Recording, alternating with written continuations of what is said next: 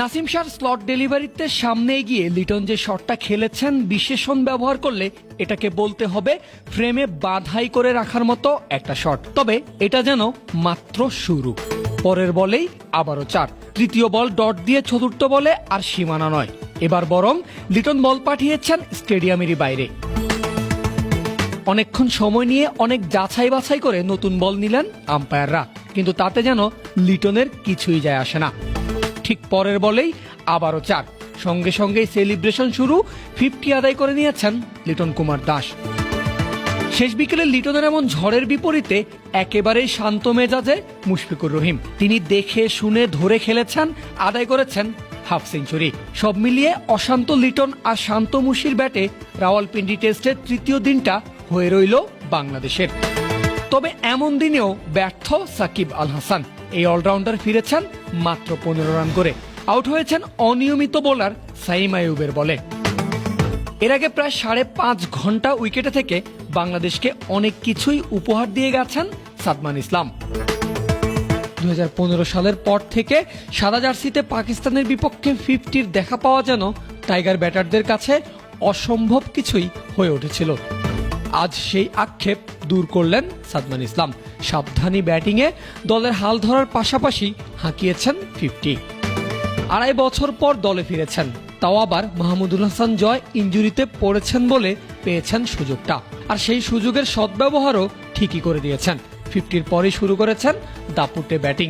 দ্রুতই নিজের রান নিয়ে গেছেন 90-এর ঘরে। এরপর অপেক্ষা সেঞ্চুরির, কিন্তু তীরে এসে যেন ডুবল তরি। 199 রানে 4 নম্বর উইকেট হারালো বাংলাদেশ। মোহাম্মদ আলীর বলে বোল্ড হয়ে সাদমান ফিরেছেন 183 বলে 93 রান করে। তৃতীয় দিনের খেলা শুরুর প্রথম ঘন্টাতেই জোড়া উইকেটের পতনের পর একটু চাপেই পড়ে বাংলাদেশ, যেখান থেকে দলকে টেনে তোলার দায়িত্ব নেয় সাদমান মুমিনুল জুটি। দুজনের ব্যাট থেকে আসে জোড়া 50। যদিও 50 রান করেই থামেন মুমিনুল হক, ভাঙে তাদের 94 রানের পার্টনারশিপ। দলীয় রান 50 পার হতেই স্কোরবোর্ডে 2 উইকেটের দেখা নেই। দিনের প্রথম ঘন্টাতেই জোড়া উইকেট হারানোর পর স্বাভাবিকভাবেই শঙ্কা ডানা মেলে এই বুঝি শুরু হলো আসা যাওয়ার মিছিল, কিন্তু না, সেটা হয়নি। উইকেটের এক প্রান্তে খুঁটি হয়ে দাঁড়িয়েছিলেন সাদমান ইসলাম, অন্য প্রান্তে আত্মবিশ্বাসী ওয়ানডে স্টাইলে মুমিনুলের ব্যাটিং। দুজনে মিলে উইকেটের হাল ধরেছেন, সেই সঙ্গে দলের রানের চাকাটাও সচল রেখেছে এই জুটি। 79 বলে নিজেদের পার্টনারশিপ থেকে তুলে নিয়েছেন হাফ সেঞ্চুরি। এরপরে চমৎকার এক 4-এর মধ্য দিয়ে সাদমানও তুলে নিয়েছেন নিজের ব্যক্তিগত 50। আর চা বিরতি থেকে ফিরেই হাফ সেঞ্চুরির ঘরে গেছেন মুমিনুলও। সাদমানের 50 সেলিব্রেট করার পরেই শুরু হয় চা বিরতি। আর সব মিলিয়ে সকালের সেশনটা হয়ে রইল টাইগারদেরই। স্কোরবোর্ডে বাংলাদেশ পেয়েছে 134 রান। আর সাদমান মুমিনুলের জোড়া 50-র ব্যাটেই এখন স্বপ্ন দেখছে বাংলাদেশ। দ্বিতীয় দিনের শেষ বেলায় সাবধানী ক্রিকেট খেলে কোনো উইকেট না হারানো সাদমান জাকির আজ সকালে মাঠে নামেন 421 রানে পিছিয়ে থেকে। তবে আজকের সকালটা মোটেও সুখকর করতে পারল না বাংলাদেশের ওপেনিং জুটি। আধা ঘন্টারও কম সময়ের মধ্যে ভাঙে ওপেনিং পার্টনারশিপ।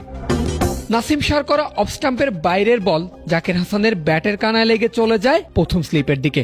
তবে স্লিপের কেউ ক্যাচ ধরার আগেই ঝাঁপিয়ে পড়ে বল নিজের গ্লাভসে পুরে নেন উইকেটকিপার মোহাম্মদ রিজওয়ান। আর তাতেই ভাঙে বাংলাদেশের 31 রানের উদ্বোধনী জুটি। জাকির ফেরেন 58 বলে 12 রান করে।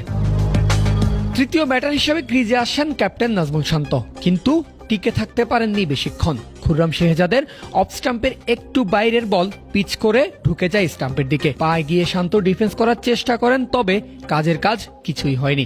তার ব্যাটে ঘেঁষে বল গিয়ে ভাঙে স্টাম্প। বোল্ড হয়ে ফেরার আগে বাংলাদেশ অধিনায়ক করেছেন 42 বলে 16 রান।